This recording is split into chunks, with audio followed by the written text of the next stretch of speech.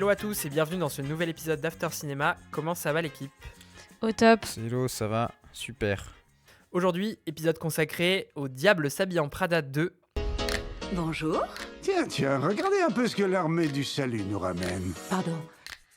Qui est-ce ? Vous la connaissez ? Je la connais ? Je suis Andy Sachs. Andrea. C'était l'une de vos Émilie. Une de mes quoi ?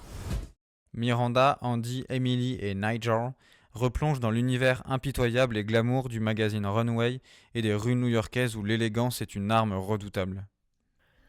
Alors, avant de donner nos avis sur cette suite d'un film culte, on va commencer avec la rubrique que vous attendez tous et toutes, le quiz, avec une seule question qui porte notamment sur le premier film et qui du coup s'étend aussi au deuxième.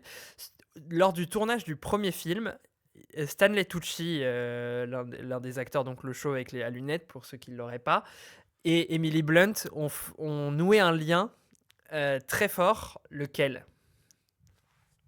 Je vous laisse faire des propositions pêle-mêle. Donc ils ont noué un lien pendant le tournage et il vaut encore aujourd'hui. Il est encore en cours aujourd'hui et donc je vous laisse faire des propositions. Ils et sont en si couple. vous trouvez pas, non, Elle a été porteuse de son bébé. non. Ah oui, c'est affreusement précis, mais donc si vous trouvez pas, je vous mets des indices. Ils ont un chat en commun. Non, Ils sont devenus voisins. non. Gaspard, t'as été proche avec le truc du couple. Bah, Ils se sont paxés, mariés. Non. Ils Non, sont pas mais- en couple tous les deux. mais elle s'est mise en couple avec quelqu'un qu'il connaît. Non, c'est l'inverse. C'est l'inverse. Lui, Ah. il s'est mis en couple avec sa mère, Non, Sa sœur. avec son agent. c'est sa Sa sœur. sœur. Ah, on l'a dit en même temps. Ouais, c'est non, dommage. mais Dazan, je vais Ah, donner c'est le point Gas, d'abord ouais. à Gas. Hein. Oh Là, non. c'est lui qui a construit le point. Et ben oui, en gros, la sœur de Emily Blunt travaillait sur le film. Attends, de Le- Emily Blunt. Ah non, il avait pas compris la question, je pense Si, qu'on si. peut lui enlever le point. Non, ouais. Dommage. La sœur d'Emily Blunt Ça change travaillait rien, ça sur le change rien. film Le Diable s'habille en Prada. Et en fait, elle est tombée amoureuse de Stanley Tucci. Ils se sont mariés, et ils ont eu des enfants et ils sont encore en couple aujourd'hui. Ah, c'est génial. donc, Ah, mais du diable s'habille en Prada 1. Ouais. Et du coup, maintenant, Diable s'habille Il en avait Prada vraiment 2, pas. Genre, ils sont encore mariés, ils ont des enfants. Et donc, Emily Blunt, c'est la belle-sœur de Stanley Tucci. Ah, c'est génial. J'adore cette histoire. Allez, et ben j'enchaîne sur nos avis alors. Qui veut commencer à ouvrir le bal sur Le Diable s'habille en Prada 2 ? Moi, je j'ai pas du tout apprécié ce film. J'ai vraiment eu le sentiment en le voyant que c'était vraiment un film marketing, enfin, une volonté de surfer sur le succès du 1. Mais je trouve que le scénario est extrêmement décousu. Vraiment, il y a 1000 intrigues dans l'intrigue. Enfin, vraiment, il n'y a aucun fil conducteur. Donc, on se perd. Enfin, là, aujourd'hui, 2 semaines plus tard, je ne me rappelle même pas de quoi ça parle. Quand même, un élément qui m'a particulièrement choquée, c'est la relation amoureuse qu'on construit en parallèle de Anna Tawai, qui ne sert mais à rien du tout, du tout. Et donc voilà, après, si j'essaye un peu de nuancer mon propos, il y a quand même il y a des très beaux habits. On peut retrouver un peu le côté Emily in Paris avec vraiment des costumes au top, des gros moyens, donc des beaux décors, des moments un peu majestueux. Mais après, tout est monté hyper rapidement et en même temps, tu as une impression de lenteur vraiment. Enfin, c'est vraiment, moi, c'est passé vraiment extrêmement lentement, alors que j'étais tellement fan du 1. Je l'ai vu tellement de fois, j'adorais l'univers, j'adore les comédiens. Et malgré tout, pour moi, il y a un tel manque de scénario que vraiment, je ne suis pas jamais rentrée dedans, quoi. Ouais, bah moi je peux enchaîner parce que je suis assez aligné. Moi j'ai vécu une expérience particulière autour de ce film, c'est que en fait j'avais jamais vu Le Diable s'habille en Prada. Et que du coup, j'ai regardé le 1 la veille, en fait, et que c'était ma première découverte. Et que j'ai plutôt apprécié le 1, que j'ai trouvé qui était un film très fun, qui s'assumait comme ça, voilà, qui est pas une comédie romantique, mais qui en reprend un peu le fun, la légèreté, et qui le fait très bien, enfin, qui mène l'exercice avec brio, avec des personnages qui sont marrants. Bon, on peut se questionner sur la toxicité de Miranda, qui est un peu romantisée, des choses comme ça, mais sur le fond, on peut se questionner un peu, mais en tout cas, sur la forme et sur les émotions que ça procure, le fun, ça marchait très bien. Et là, sur le 2, c'est très particulier parce qu'en fait, c'est un peu l'inverse. C'est-à-dire que le fun est complètement absent. Il est disparu du film. Et vraiment, les blagues, les choses comme ça ne fonctionnent plus, pour moi en tout cas. Et sur le fond, j'ai l'impression, mais ce qui est paradoxal, c'est que c'est raté aussi, c'est qu'il y a une tentative d'aller un peu plus en profondeur que le premier. C'est-à-dire que au départ, on a quand même envie de te parler de la crise de la presse actuelle, de l'arrivée du numérique, de la place des milliardaires. Il y a quand même un personnage qui est une parodie de Jeff Bezos. Enfin, et pourtant, et je dis ça, mais comme si c'était une qualité, mais en fait, c'est hyper raté aussi dans le film. Enfin, l'aspect, je veux parler de la presse, de l'état de la presse actuelle aussi. Enfin, voilà, c'est un peu le décor de base, mais comme l'a dit Nina, c'est pas porté par un scénario solide parce qu'en fait, le scénario est complètement décousu. On tente des petits clins d'œil au film premier. C'est du coup que j'ai saisi puisque j'avais vu le premier la veille, donc je les voyais, mais du coup, c'est vraiment pas très bien mené. Donc en fait, j'ai eu vraiment du mal en me disant le film a un peu perdu de sa sève. Et ce que je trouvais aussi un peu paradoxal autour de ce film, c'est qu'en fait, donc le premier c'était une adaptation d'un livre et que le livre a eu une suite et qu'ils ont fait le choix délibéré de ne pas adapter la suite pour faire le 2. Donc ils ont fait un scénario original. Et soit sous prétexte qu'ils ne voulaient pas aller vers ça comme direction. Et je trouve ça quand même un peu particulier parce qu'en fait, le scénario est vraiment pauvre. Donc je me dis, comment vous avez pu écarter un matériau de base qui, je ne connais pas sa qualité, puisque je ne l'ai pas lu, hein, évidemment, mais quand même qui est déjà au moins construit, édité, etc., pour aller vers un scénario en pilote automatique comme celui-là, quoi. Et donc voilà, donc à la fin, en substance, il me reste pas grand-chose d'agréable dans le film, si ce n'est peut-être retrouver un peu les personnages. Voilà, va y avoir, j'ai été dur, il va y avoir un ou deux, trois gags qui vont fonctionner, mais dans l'ensemble, j'avais vraiment l'impression de voir le premier que j'avais vu la veille sans âme. Donc vraiment vidé de sa sève, ouais, comme j'ai dit. Et moi, si je peux juste ajouter un truc, parce que en t'entendant, Walid, je me suis un peu remis dans le film aussi.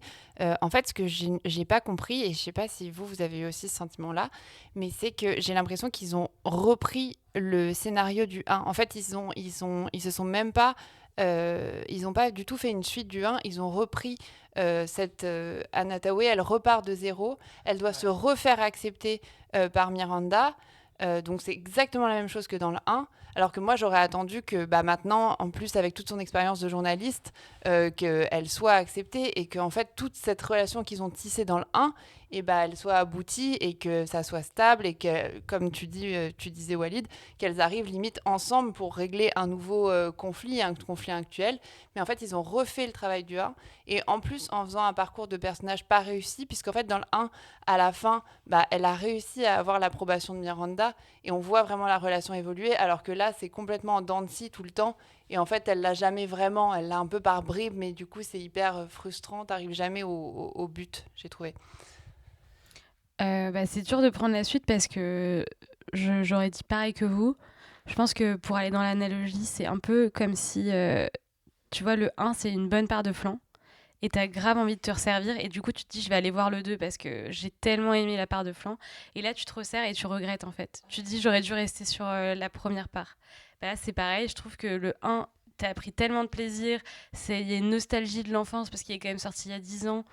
Avec 20 ans, il y a des personnages très forts. Tu te dis, ça peut que marcher, j'ai hyper envie d'y aller. Et en fait, finalement, t'y vas. Moi, j'ai quand même été contente de retrouver l'univers parce que j'adore les personnages. Mais j'aurais pu me contenter de revoir le 1, en fait, finalement. Parce que comme tu dis très bien, le 2, c'est le 1 en moins bien. En termes d'évolution de personnages, de scénario. Même Miranda, en fait, elle est un peu plus molle que dans le 1. Nigel aussi, tout ça a un peu mal vieilli, en fait. Tous les personnages sont beaucoup moins profonds et forts, et donc c'est même un peu moins divertissant que le 1, je dirais. C'est un peu comme si c'était le 1 en version flan. Exactement. Et tout est pauvre et tout est gélatineux comme du flan et que tu touches et que ça bouge comme ça. Et que Bientôt dans After Pâtisserie. Et moi j'ai trouvé ça d'une pauvreté abyssale. Genre le niveau réalisation, c'est pareil que dans le scénario. Il y a rien, il y a des plans de drone au-dessus de New York entre chaque coupe. On dirait un vieux film de début des films Netflix de plateforme avec des cuts. T'as pas un plan qui dure plus de 2 minutes. T'as pas un plan où il n'y a pas un dialogue. Il y a des plans de situations à New York, à Rome, non, à Milan. La scène à Milan au Duomo, c'est horrible. Ouais, il y a rien qui va, quoi. À l'image, il y a rien. Il y a une scène qui est pas mal où tu vois les outfits différents de Anna Tawai qui sont effectivement c'est beau. Mais c'est la seule scène que je retiens parce que tout le reste c'est pauvre. C'est vraiment horrible. Il y a pas un gag pour moi qui est là. Il n'y a pas un dialogue qui fonctionne. J'étais hyper content de voir BJ Novak qu'on adore dans The Office et qui est un personnage, bon bah c'est un personnage détestable certes, mais là c'est au-delà c'est au-delà de ça parce que t'es en mode mais enfin, c'est le traitement de tous les personnages ils sont pitoyables et euh, et euh, et pareil l'actrice qui joue une des assistantes de Miranda euh, elle m'a grave je sais pas elle m'a secoué cette fille je trouvais d'une beauté folle euh, c'est presque le seul truc que je retiens du film, c'est que cette actrice, elle m'a frappé au visage. Mais bon, bref, c'est un détail insignifiant, mais il y a que des détails insignifiants que je retiens de ce truc tellement j'ai détesté quoi. Tu peux la retrouver dans une saison entière de la chronique des Bridgertons. Tu la Ah. verras plus parler peut-être. Ouais, c'est vrai que là, on la voit juste être un mannequin qui travaille dans un journal. Enfin, bah, comme toutes les actrices du film, quoi, en fait. Hein. C'est tous des mannequins.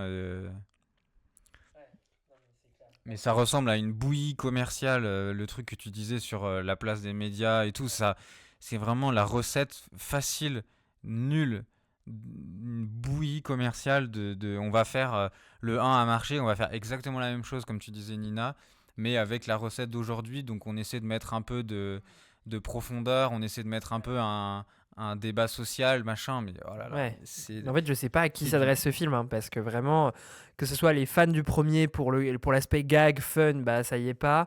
Pour le côté passionné de mode, bah je trouve qu'il y a la mode est beaucoup moins présente Non, que mais dans il y le a rien premier. en mode, il y a Parce que rien. dans le premier, il y a quand même des moments. Parce qu'en fait, le premier, ce qui est intéressant, c'est que vu que le personnage de Anna Tawai, Andy, aime pas la mode, il y a ce truc de. Elle découvre ce monde-là, elle est en résistance et on te montre un peu bah, les côtés Ben intéressants, oui. etc. Et sauf que là, même la mode est absente du film.